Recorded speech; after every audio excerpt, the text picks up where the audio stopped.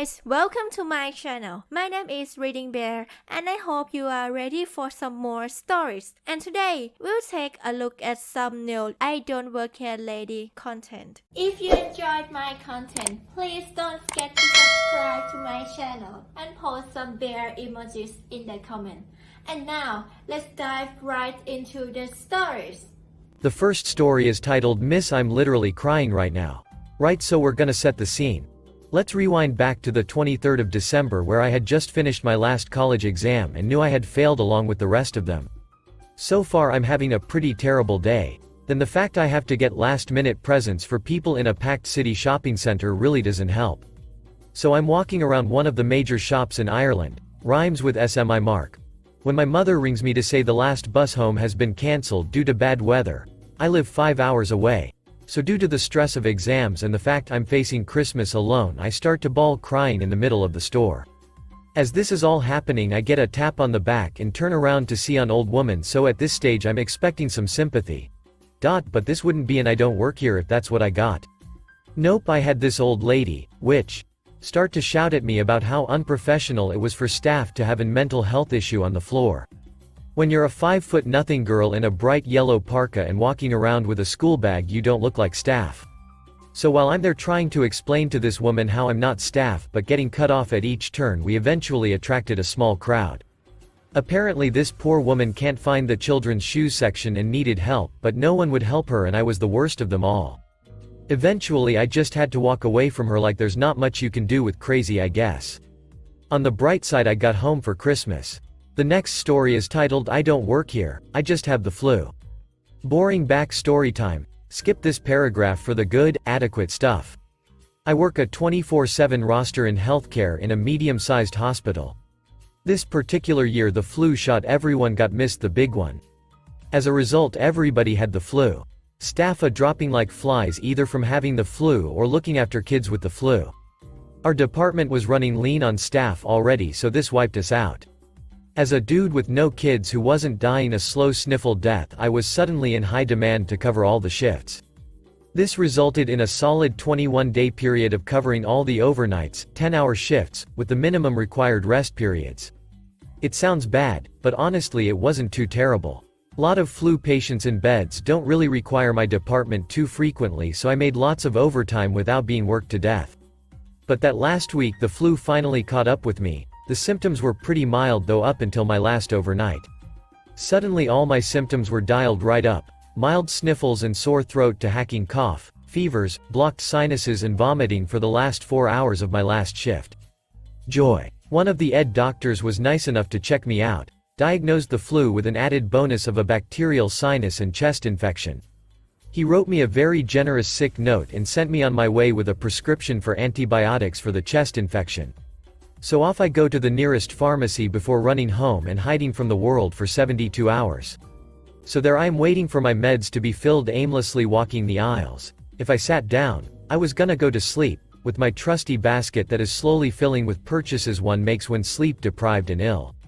Lozenges, nasal spray, those diabetic jelly beans, why not? And of course a bulk mix pack of Band-Aids, cause the 500 I have under the sink might not be enough. But then I see them. My girlfriend's brand of pads are on special. The girlfriend I haven't seen properly in 3 weeks. Boyfriend points could be earned here. I mean, what girl doesn't see the romance in a 12 packs of pads? I'm scooping those suckers off the shelf like a madman, a row at a time. But in my exuberance I accidentally knock some of the wrong sort of pads onto the ground, wrong wings or something like that.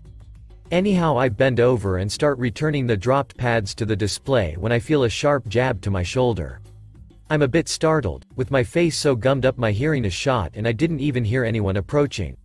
I come out my crouch pads still in hand and turn to face an old lady in her, I guess, early 70s, here on out, called OL. Conversation not verbatim as this was years ago.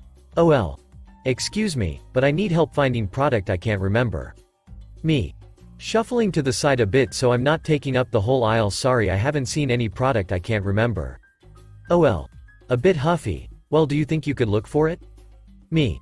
Still not getting it, no? I mean, I'm just here putting these pads away. You could try finding someone that works here, I'm just shopping. Now OL looks pointedly at the pads still in my hands, my hospital lanyard hanging around my neck and my nose arched like basket of goodies. Then she abruptly turns around and walks away. I just sort of shrug and go back to putting back the wrong pads. Thanks to a coughing fit I'm still doing just that when OL returns with a man in his 40s. "Ma'am, from here out." "Ma'am. Are you the guy who refused to help my mother?" I finally finish putting those freaking pads away and turn and face ma'am. OL is standing a little behind him with a decidedly smug look on her face. Me.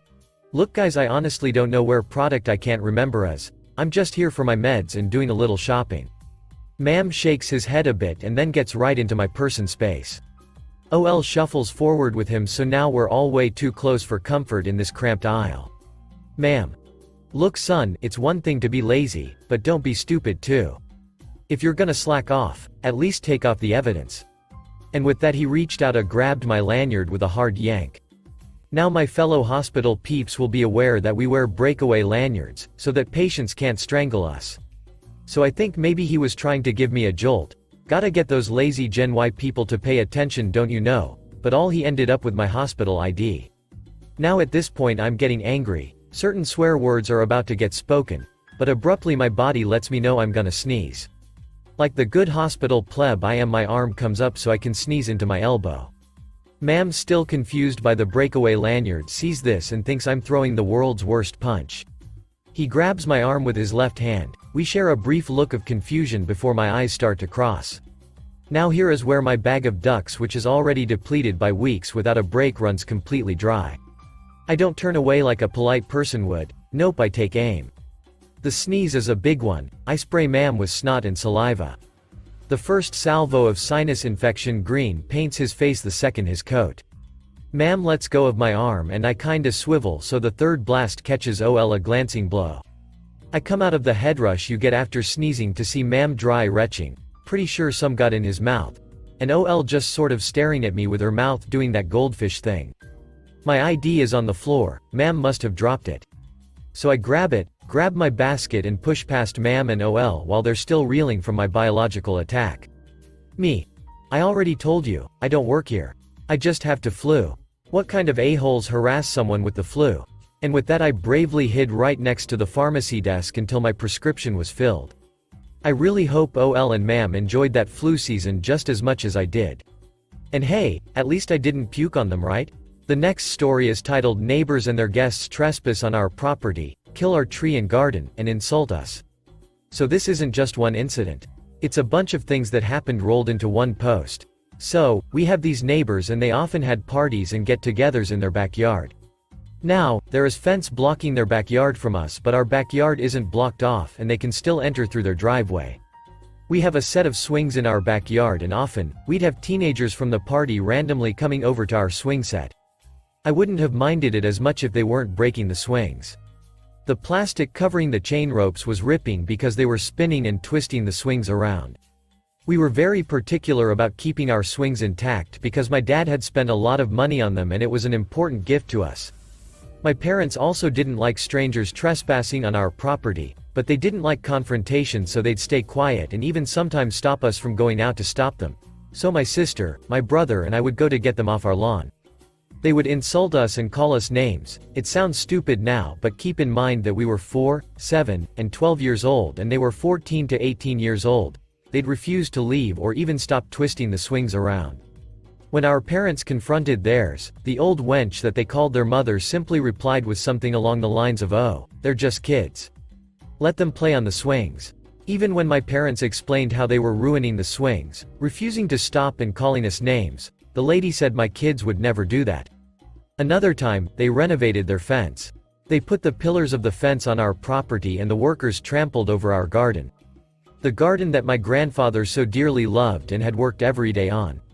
Again, when confronted, they gave a half-hearted, if not fake, apology. Another time, and this is more my sister's story than my own, but my sister would go sit on our swing set and play on her own, as a 8-year-old does. The neighbor's oldest kids would often bother her, even their youngest was 18, their oldest almost graduating university.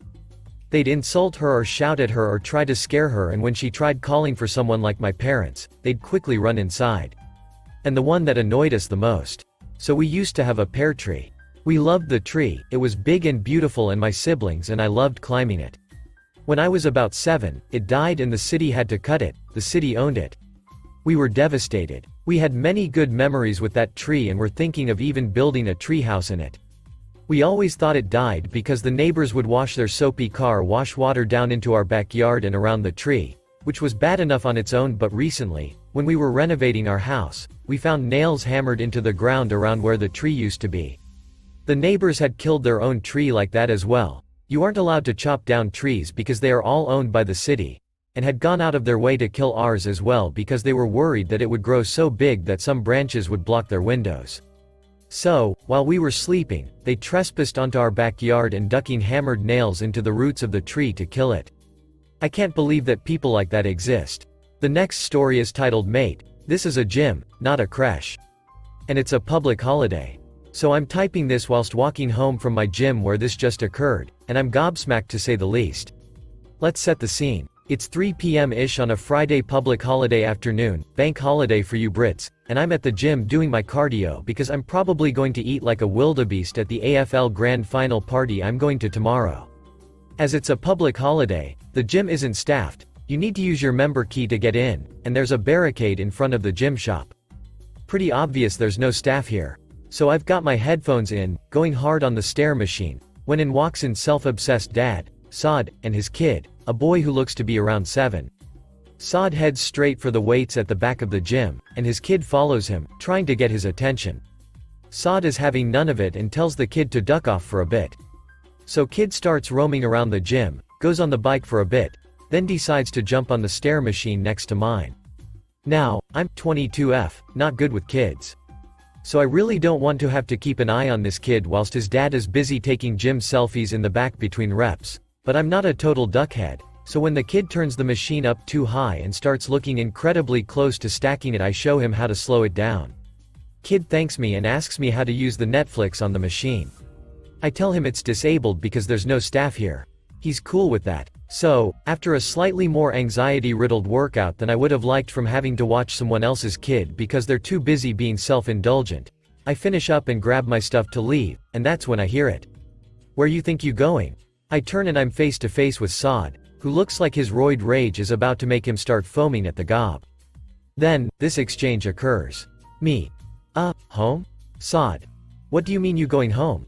I need you to watch me, son." Me. "Sorry mate, but that's not really my responsibility." Saad. "Ducking it is your work here?" Me. "Mate, it's a public holiday. There's no staff here. That's why you had to scan your key at the door instead of at the desk. I do not work here. And even if I worked here, this is a gym, not a creche." Saad. "If ya don't work here then why did ya help me son use the machine then huh?" Me. "So he wouldn't fall off of IT because you weren't paying attention to him." Kids come back now from ducking around with the water cooler and tell Saad, who's still yelling about how I must work here if I know how the cardio machines work, that I don't work there because I don't know how to start up the Netflix. So I take the opportunity to tell Saad to have a good one and bugger off before he starts spewing more vitriol at me, although I do hear him call me a ducking smart-ass little idiot. I do not argue this as it's pretty duckin' spot on. Sorry for watching your kid whilst you were too busy taking child-free gym selfies for your Tinder profile so you can score a chick to root in your banged-up Commodore, Saad.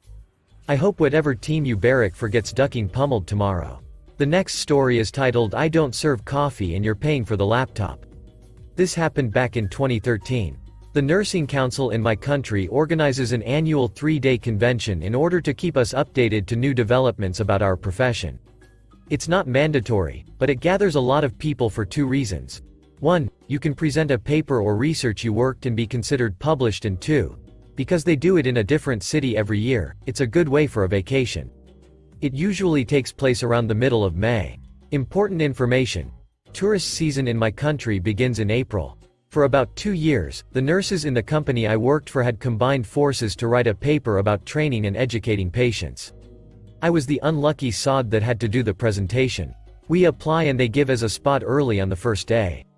The convention is held in a very touristy city in a 5-star hotel. I'm staying in another, cheaper, like €100 per night cheaper, hotel. I go in wearing my dark blue business suit and tie and carrying my laptop. I do the presentation. Everything goes well, and afterwards I find a classmate of mine from nursing school and decided to grab a coffee. Because she wants to catch a presentation later on, we decided to not leave the hotel and go to the patio where they had a cafe. We're on the patio, catching up and enjoying our coffee and the sun and generally having a good time. The patio was almost full at that point, mostly with student nurses and people from the convention. The cafe's staff is busy with all the people there. At some point, my friend excuses herself to visit the bathroom and I check my phone. Suddenly, I feel someone looming over me. And then I hear a high-pitched "excuse me." I turn my head to see a slightly pissed woman staring daggers at me. She looks like a prototypical Karen. The haircut, the expensive clothes that look cheap, and the attitude. Karen. Me and my friends are waiting for someone to take our order for 5 minutes. She pointed a couple of tables over where a couple of women in the same subcategory are sitting. Me. So? I asked, confused. Karen. So get off your break and come take our order. Me. I don't think so. You have to wait for one of the servers. I don't work for the ho. Karen, leaning towards and getting in my face. Listen up, you peon. We are paying customers and you're going to do as you're told. Break is over. And with that, she sweeps her arms on the table, spilling the coffees and glasses of water on me, but mostly on the laptop I had next to the table. At that point, I'm furious. I get up and there is a noticeable size difference. I'm 6'4", 225 pounds. She is maybe 5'6" on 3-inch heels. Me. Listen up, you little idiot. I don't work here, and even if I did, I wouldn't serve people with your attitude. And if something happened to the laptop, you're paying for it. Karen. You dare to threaten me? Me? Do you know who I am? Me. No, and I don't give a crap. You're just an entitled idiot. At that point, a lot of people were looking at us and a server was coming over. The servers were dressed in black pants, white shirt and a black apron. And Karen decided to try to slap me. I caught her hand as the server came next to us. Server. What is happening here? Karen. Your colleague is refusing to take our order and is threatening me. Server. Taking a look at me. Madam, this man doesn't work here. He is a customer. Apparently, her little brain couldn't compute, because she continued foaming until a manager and security appeared. When the manager asked what happened, I replied, "This woman insulted me, deliberately dropped coffee on me and my personal belongings and tried to attack me. I would like to press charges." The implication of getting the police involved to another rant by Karen. How it was discriminating against foreign tourists and she would sue me and the hotel, and how we should respect our betters. You know, lovely stuff. The aftermath was that I pressed charges and Karen was kicked out of the hotel. I don't know what happened to the rest of her clique. The laptop was ruined, the bag's zipper was slightly open and all the coffee poured directly on the laptop.